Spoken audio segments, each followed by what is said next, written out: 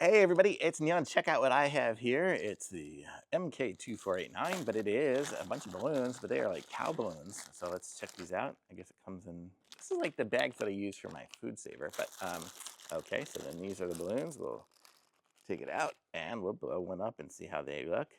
They're cool looking. Ooh, these smell a lot. I think you gotta leave them outside for a minute.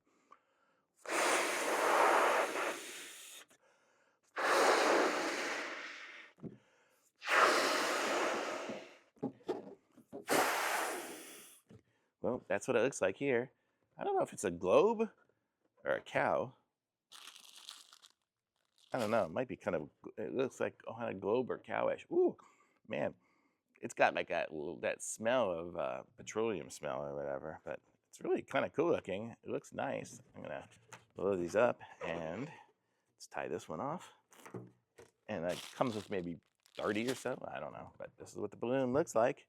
And look how nice that is. So super cool. You can see my ring light reflection in it. But definitely like it. So thumbs up if you need some balloons.